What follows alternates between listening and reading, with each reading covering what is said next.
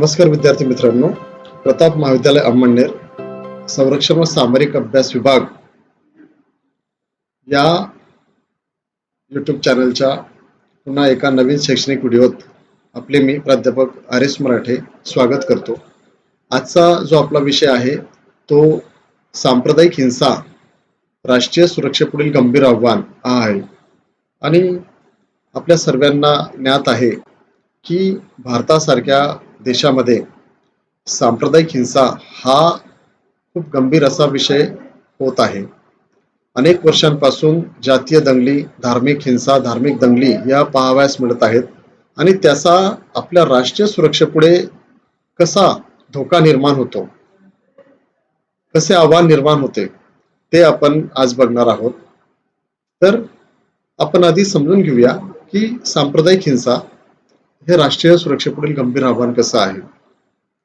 तर सांप्रदायिक हिंसाचार हे राष्ट्रीय सुरक्षेसाठी एक खूपच गंभीर आव्हान आहे, ज्यामुळे सामाजिक सलोखा आणि आर्थिक स्थिरता धोक्यात येते. म्हणजे एकंदरीत देशाचा आर्थिक विकासावर सांप्रदायिक हिंसेचा सरळ परिणाम होतो. आणि फक्त आर्थिक विकासच खुंटत नाही, तर लोकांमध्ये जो सामाजिक सलोखा असतो, धार्मिक सलोखा असतो, जातीय सलोखा असतो, त्याला फार मोठ्या प्रमाणावर प्रभावित व्हावं लागतं.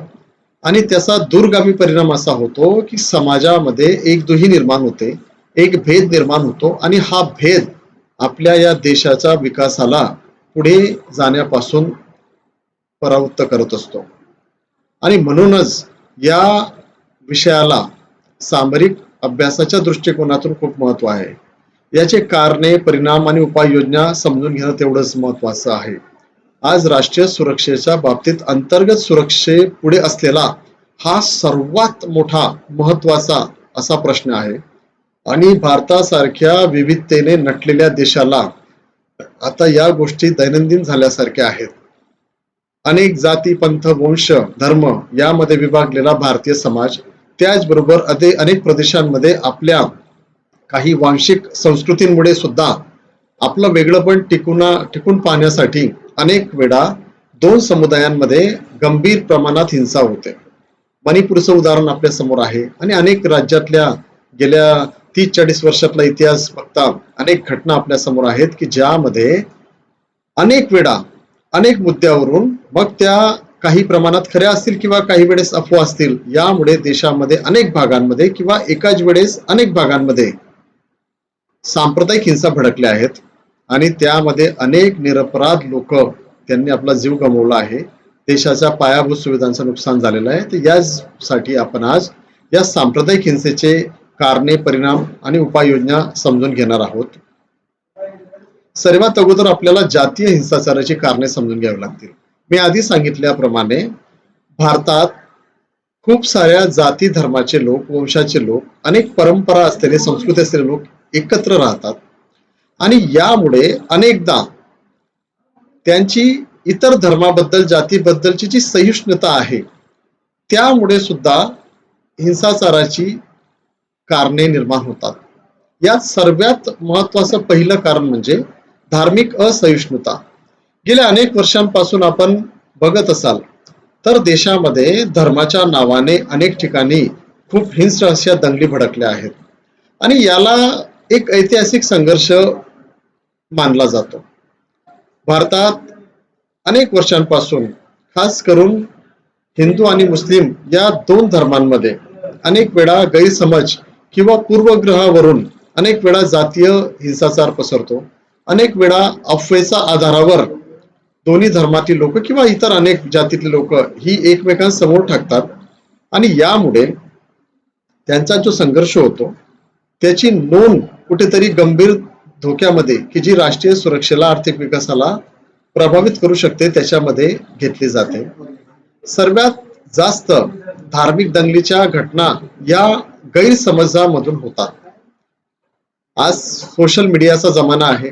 समाज माध्यमांवर अनेक वेळेस चुकीची माहिती प्रसारित केली जाते, अफवा पसरवल्या जातात आणि त्यामुळे विशिष्ट धर्माच्या लोकांना आपल्या धार्मिक भावना दुखवल्याचा समज होतो. आणि यातूनच मग हिंसाचाराला सुरुवात होते आणि त्याचं लोन बघता बघता पूर्ण शहरात पसरतं किंवा पूर्ण राज्यात देशात पसरतं आणि यामुळे ज्यांचं काही या गोष्टीची घेणं देणं नाही अशा अनेक समुदायांना लोकांना याचा त्रास सहन करावा लागतो. त्यामुळे भारतासारख्या देशात जातीय हिंसाचाराचं सर्वात मोठं पहिलं कारण ते म्हणजे धार्मिक असहिष्णुता आहे आणि यामुळेच राष्ट्रीय सुरक्षेला सामरिक दृष्टिकोनातून खूप मोठा धोका निर्माण होताना आपल्याला दिसतो. दुसरं महत्वाचं कारण ते म्हणजे राजकीय पोडिशेकणे. भारतामध्ये अनेक विविधतेमध्ये एक राहणाऱ्या लोकांमध्ये अनेक राजकीय पक्षांचं अस्तित्व आहे आणि अलीकडच्या काळामध्ये आदर्श नैतिकता पाडली गेलेली दिसत नाही राजकारणामध्ये आणि त्यामुळे राजकीय पक्ष निवडणुकीच्या फायद्यासाठी जातीय विभाजनाचा वापर करतात आणि ज्यामुळे ध्रुवीकरण होते आणि अशामुळे सुद्धा अनेकदा या राजकीय कारणास्तव जातीय हिंसाचार किंवा धार्मिक हिंसाचार हा होत असतो आणि हे सुद्धा एक महत्वाचं कारण जातीय हिंसाचाराचं किंवा सांप्रदायिक हिंसेचं आपण मानू शकतो. अनेकदा फक्त निव्वळ राजकारणात निवडून येण्यासाठी किंवा सत्ता मिळवण्यासाठीही अशा प्रकारचे प्रयत्न केले जाण्याची पुरेपूर संभावना किंवा शक्यता असते आणि असे अनेक उदाहरण ज्यांची बातमी किंवा त्या संदर्भातले रिपोर्ट्स हे टीव्हीवर आपल्याला पाहावयास मिळतात. त्याचबरोबर सामाजिक आर्थिक असमानता हे सुद्धा या सांप्रदायिक हिंसाचाराचं फार मोठं कारण आपण सांगू शकतो. गरिबी, बेरोजगारी आणि संसाधनांचा असमान प्रवेशामुळे समुदायांमध्ये असंतोष वाढतो. भारतामध्ये अनेक जाती या वेगवेगळ्या घटकांमध्ये समन्वय साधून राहण्याचा प्रयत्न करतात, परंतु जेव्हा आर्थिक गोष्टींची किंवा सामाजिक गोष्टींची संतुलनाची गोष्ट आपण करतो किंवा त्याबाबत आपण चर्चा करतो तर त्या ठिकाणी आपल्याला मोठ्या प्रमाणावर या देशामध्ये आर्थिक असमानता दिसून येते, सामाजिक असमानता दिसून येते. त्या विषमतेमुळे गरीब अजून गरीब होणं, मध्यम वर्गाचं पुढे न जाणं, यामुळे समाजामध्ये बेरोजगारीचं प्रमाण वाढतंय आणि संसाधनाचा जो वापर आहे, जो एका विशिष्ट श्रीमंत गटांना जेवढ्या प्रमाणात ह्या संसाधनांचा वापर करावयास मिळतोय तेवढी संसाधनं गरीब जनतेजवळ पोहोचत नाही आणि यामुळे अनेक वेळा अनेक समुदायांमध्ये आपसामध्ये असंतोष वाढतो आणि याचा थेट परिणाम मग सांप्रदायिक हिंसेमध्ये होतो, जातीय तणावात होतो आणि या तणावामुळे अनेक वेळा शासन आणि त्या समुदायांमध्ये तीव्र प्रकारचा संघर्ष निर्माण होतो आणि त्याचं पर्यावसन मग हिंसेमध्ये होतं. यामुळे जाती हिंसाचाराची कारणांचा आपण जर मागोवा घेतला तर भारतासारख्या या देशामध्ये या गोष्टी मागच्या अनेक वर्षांपासून सातत्याने घडत आहेत. लोकांना या संबंधित जागरूकता घ्यावी लागेल, आपल्या जबाबदारीचं भान ठेवावं लागेल. चुकीच्या माहितीवर सरळ विश्वास न करता प्रत्यक्ष सत्य जाणून मगच आपलं मत दुसऱ्या समुदायाबद्दल, धर्माबद्दल, जातीबद्दल बनवणं फार गरजेचं आहे. नाहीतर याचा परिणाम आपल्या राष्ट्रीय विकासावर निश्चितपणे नकारात्मक पद्धतीने होणार आहे. या जातीय हिंसाचाराचा परिणाम आपण कोणत्या स्वरूपात होतो ते बघणार आहोत. सर्वात गंभीर परिणाम जातीय हिंसाचाराचा तो म्हणजे जीवित आणि मालमत्तेचे नुकसान. जेव्हा या सांप्रदायिक दंगली घडतात, जातीय दंगली, धार्मिक दंगली घडतात, त्या दंगलींमुळे खूप मोठ्या प्रमाणामध्ये जीवितहानी होते आणि अनेक लोकांचे व्यवसाय, घरे किंवा सार्वजनिक पायाभूत सुविधा नष्ट होतात. ज्या लोकांचा थेट त्या जातीय दंगलीच्या कारणांशी संबंध नसतो असे निष्पाप लोक या जातीय दंगलींमध्ये मारले जातात आणि याचबरोबर जेव्हा दंगली होतात त्यावेळेस होणाऱ्या जाळपोळीमध्ये, लुटीमध्ये अनेक लोकांचे व्यवसाय त्यांचं नुकसान होतं, अनेक लोकांची घरे जाळली जातात किंवा सार्वजनिक पायाभूत सुविधा म्हणजे शासकीय बस, रेल्वे यंत्रणा यांना टार्गेट केलं जातं, यांच्यावरती हल्ले केले जातात आणि नुकसान केलं जातं. मुळात शासनाच्या या योजना किंवा या पायाभूत सुविधा या आपल्या सर्व समाजासाठी असतात, परंतु नेमकं अशा जातीय हिंसाचाराच्या वेळेस त्यामध्ये समाविष्ट असणारे असामाजिक तत्व किंवा घटक या गोष्टीचा कुठलाही तमा बाळगत नाही, कुठलाही विचार करत नाही आणि सरळ परिणामांची चिंता न करता ते हिंसेमध्ये सहभागी होतात आणि यामुळे खूप मोठ्या प्रमाणावर जीवितहानी होते. आजपर्यंतचा आपला इतिहास बघता भारतामध्ये गत काळामध्ये अनेक वेळेस, मग ती गुजरात दंगल असो किंवा युपी मधली दंगल असो किंवा इतर अनेक ठिकाणी झालेल्या दंगली असो, याच्यामध्ये जीवित हानी खूप मोठ्या प्रमाणावर झालेली आहे. आणि सदर दंगलींमध्ये महिला, मुलं, निष्पाप लोक यांचा बळी गेलेला दिसून येतो. आणि या दंगलींमुळे जी सार्वजनिक पायाभूत सुविधांची होणारी हानी आहे, त्याचबरोबर व्यवसाय आणि घराचं नुकसान आहे, हे कधीही भरून निघणार नसतं. आणि शासन ह्या सर्व गोष्टींची जी काही रिकव्हरी आहे किंवा जे नुकसान भरून द्यायचंय ते पूर्णपणे करू शकत नाही. आणि अशा वेळेस मग समाजाची प्रगती खुंटते, देशाच्या विकासावर त्याचा दूरगामी नकारात्मक परिणाम होतो. आणि याचमुळे आपल्याला या जातीय हिंसाचाराचा परिणामांना लक्षात ठेवून लोकांनी आपला विचार, आपली कृती, राज्यघटनेने दिलेले कर्तव्य यांचं नीट पालन करणं गरजेचं आहे. जातीय हिंसाचाराचा पुढील जो परिणाम आहे तो म्हणजे सामाजिक विखंडन. एखाद्या वेळेस समाजाचा दोन भागांमध्ये धर्मावरून, जातीवरून जेव्हा दंगली घडतात, त्या दंगली झाल्यानंतर त्याच्यात प्रचंड प्रमाणात झालेल्या हिंसेमुळे समुदायांमधील एकमेकांप्रतीचा विश्वास त्याला तडा जातो आणि सामाजिक बंधने तुटतात, ज्यामुळे आपसामध्ये वैर वाढतो आणि सामाजिक पृथक्करण वाढते. आणि याचा सुद्धा दूरगामी परिणाम हा एकंदरीत देशाच्या विकासावर होत असतो. त्यामुळे या सामाजिक हिंसाचारामुळे, जातीय हिंसाचारामुळे दोन गुण्या गोविंदाने राहणाऱ्या समुदायांमध्ये कायमस्वरूपीचा दुरावा येतो, अविश्वास निर्माण होतो. आणि तो अविश्वास वाढल्यामुळे या दोघांचा देशाप्रती असलेला जबाबदारीमध्ये, देशाच्या विकासामध्ये जो समन्वय हवा तो योग्यपणे साधला जात नाही आणि त्याचा परिणाम देशाच्या आर्थिक सामाजिक स्थैर्यावर होतो आणि देशाला राष्ट्रीय सुरक्षेच्या बाबतीत त्याची किंमत चुकवावी लागते. आणि म्हणून हे सामाजिक विखंडन हा सुद्धा एक गंभीर परिणाम या जाती हिंसाचारामुळे भोगावा लागतो. तिसरा सर्वात मोठा परिणाम होणारा असतो तो म्हणजे आर्थिक नुकसान. आताच आपण चर्चा केली की या हिंसेमुळे अनेक जणांचे व्यवसाय, घरे, पायाभूत सुविधा नष्ट होतात. तर आर्थिक क्रियाकल्पांमध्ये व्यत्यय येतो आणि गुंतवणुकीचे नुकसान होते, ज्यामुळे दीर्घकालीन आर्थिक परिणाम होतात. अलीकडे जातीय हिंसाचारामुळे अनेकदा सार्वजनिक मालमत्तेवर लोकांचे आंदोलन होतात. उदाहरणार्थ बस रोको आंदोलन, रेल्वे लाईनवरती रेल्वेला थांबवण्याचे प्रयत्न. यामुळे त्या गोष्टींना उशीर होऊन तिथे प्रचंड प्रमाणात आर्थिक नुकसान होतो आणि आर्थिक नुकसानामुळे त्या आर्थिक क्रियाकल्पांमध्ये व्यत्यय येतो. अनेक सामाजिक उपक्रमांचं वेळेवर व्यवस्थापन न झाल्यामुळे त्याचा परिणाम सर्वसामान्य नागरिकांना भोगावा लागतो आणि ज्यामुळे येणारी गुंतवणूक ही सुद्धा प्रभावित होते. भारतासारख्या देशामध्ये एफडीए म्हणजे फॉरेन डायरेक्ट इन्व्हेस्टमेंट या अंतर्गत विदेशातून पायाभूत सुविधांमध्ये गुंतवणूक करण्यासाठी करोड रुपये येत असतात. परंतु अशा प्रकारचं जातीय हिंसाचाराचं वातावरण जर देशात राहिलं तर कुठेतरी या येणाऱ्या गुंतवणुकीवर त्याचा परिणाम होतो आणि ज्यामुळे देशाला दीर्घकालीन आर्थिक परिणाम भोगावे लागतात. त्यासाठी प्रत्येक नागरिकाची ही जबाबदारी आहे की आपण कुठल्याही प्रकारे या जातीय हिंसाचाराचा भाग होऊ नये किंवा त्याचा शिकार होऊ नये, त्यासाठी प्रत्येकाने आपली काळजी घेणे आवश्यक आहे. जातीय हिंसाचार रोखण्यासाठी काही उपाययोजना आपल्याला करता येतील आणि त्याच्यावर आपल्याला चर्चा करायची आहे. सर्वप्रथम कायद्याची एक मजबूत अंमलबजावणी करणं आवश्यक आहे. पोलिसांना विशिष्ट प्रकारचे प्रशिक्षण देणे आवश्यक आहे. त्या प्रशिक्षणात सुधार आवश्यक आहे.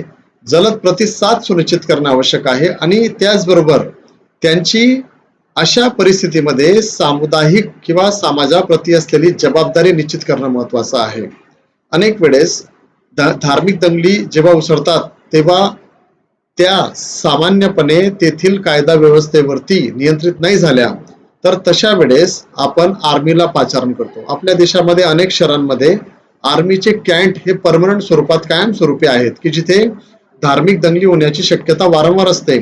त्या ठिकाणी आर्मीला कायमस्वरूपी डिप्लॉय केलेलं असतं. अशा वेळेस पोलिसांना सुद्धा किंवा जी सार्वजनिक कायदा व्यवस्था आहे त्याला सुद्धा गंभीर नुकसान या जातीय दंगलींमध्ये पोहोचतं. तशा वेळेस त्या पोलिसांना चांगल्या प्रकारचं प्रशिक्षण देऊन अशा जातीय दंगलींवरती लवकरात लवकर नियंत्रण मिळवून सामाजिक वातावरण शांत करण्यासाठी त्यांना जबाबदारी निश्चित करणं महत्वाचं आहे. त्याचबरोबर आंतरधर्मीय संवादाला चालना देणंही तेवढंच महत्वाचं आहे. भारतामध्ये अनेक जाती धर्माचे लोक राहतात आणि यामुळे काय होतं की जातीय दंगली जेव्हा जेव्हा घडतात त्यावेळेस या दोन्ही धर्मांमध्ये किंवा समुदायांमध्ये संवाद खुटतो, एकमेकांबद्दल द्वेष वाढतो, अविश्वास वाढतो आणि त्यामुळे आपल्याला गरज आहे की आंतरधर्मीय संवाद वाढला पाहिजे. त्यासाठी तशा धर्तीवर तशा आधारावर समुदाय निर्माण उपक्रम राबवले गेले पाहिजे आणि सांस्कृतिक देवाणघेवाणातून गैरसमज दूर केले जातात. त्यासाठी अशा प्रकारच्या कार्यक्रमांचं आयोजन अंमलबजावणी शासनाने व समाजाने वेळोवेळी केली पाहिजे. त्याचबरोबर जातीय हिंसाचार रोखण्यासाठी काही शैक्षणिक सुधारणा करणं गरजेचं आहे. उदाहरणार्थ आपल्या अभ्यासक्रमांमध्ये धर्मनिरपेक्षता आणि धार्मिक सहिष्णुता वाढवणं, त्याचबरोबर समाजामध्ये त्याप्रती जनजागृती कार्यक्रम सुरू करणं हे फार आवश्यक आहे. जर आपल्या बालवयापासून आपल्या विद्यार्थ्यांना धर्मनिरपेक्षतेची मूल्य रुजवली, सहिष्णुतेची मूल्य रुजवली, एकत्र गुण्यागोविंदाने नांदण्यासाठी असलेली मानसिकता निर्माण केली आणि समाजामध्ये जनजागृती निर्माण केली तर आपल्याला या जातीय किंवा धार्मिक दंगली रोखता येऊ शकतात आणि ते रोखण्यासाठी शैक्षणिक क्षेत्र फार महत्वाचं आहे. त्याचबरोबर विकासामध्ये न्याय असणं आवश्यक आहे. आर्थिक असमानता दूर करणं आणि सर्वसमावेशक वाढ सुनिश्चित करणे, ज्यामुळे असंतोष कमी होईल अशा गोष्टी आपल्याला नित्य नियमाने कराव्या लागतील. समाजाचा एखादा उपेक्षित घटक आर्थिक कारणास्तव इतर मुख्य प्रवाहापासून तुटणार नाही किंवा तो असमानतेचा शिकार होणार नाही याची सरकारला, शासनाला जबाबदारी निश्चित करणं गरजेचं आहे. एक सर्वसमावेशक समाजाचा वाढीसाठी, एक सर्वसमावेशक आर्थिक वाढीसाठी आणि एक सर्वसमावेशक सामाजिक संतुलनासाठी आपल्याला सर्वांना न्याय मिळेल हे धोरण अवलंबणं गरजेचं आहे, ज्यामुळे समाजामध्ये जातींमध्ये धर्मांमध्ये एकमेकांप्रती असलेला असंतोष कमी करता येईल आणि ज्यामुळे या हिंसाचाराला, दंगलींना आपण रोखण्यामध्ये यशस्वी होऊ याची काळजी समाज, शासन आणि दोघांची आहे. वारंवार या गोष्टी समाजामध्ये व्यवस्थितपणे विविध उपक्रमांनी पोहोचवल्या गेल्या पाहिजे, तेव्हाच आपण या हिंसाचारावरती उपाय शोधू शकू. शेवटी शांतता आणि स्थिरतेसाठी एकत्रित प्रयत्न करणं गरजेचं आहे. कुठलंही कार्य हे समन्वयाशिवाय होऊ शकत नाही आणि भारतासारख्या देशाचं जर उदाहरण आपण घेतलं तर इथे जाती धर्मांमध्ये समन्वय असणं फार नितांत आवश्यकता आहे. त्याची जातीय हिंसाचाराची मूळ कारणे दूर करण्यासाठी सरकार आणि समाजाने एकत्रितपणे काम करणं आवश्यक आहे. त्यासाठी कायद्याची अंमलबजावणी होणं गरजेचं आहे, आंतरधर्मीय संवाद वाढणं गरजेचं आहे, आंतरधर्मीय विश्वास वाढण्याची गरज आहे, शैक्षणिक सुधारणा करणं आवश्यक आहे, सर्वांना समान न्याय कसा देता येईल यासाठी काय उपाययोजना करता येतील, काय उपक्रम राबवता येईल आणि त्याचे दीर्घकालीन परिणाम सकारात्मक व्हावेत, दीर्घकालीन शांतता आणि स्थिरता राखता यावी यासाठी समाजाच्या प्रत्येक घटकाला एकत्रित, सामूहिक आणि समन्वयाने प्रयत्न करण्याची गरज आहे. तेव्हाच जातीय हिंसाचारापासून समाजाला, देशाला मुक्ती मिळेल आणि त्याचा राष्ट्रीय सुरक्षेवर आणि राष्ट्रीय विकासावर खूप सकारात्मक परिणाम आपल्याला पाहावयास मिळेल.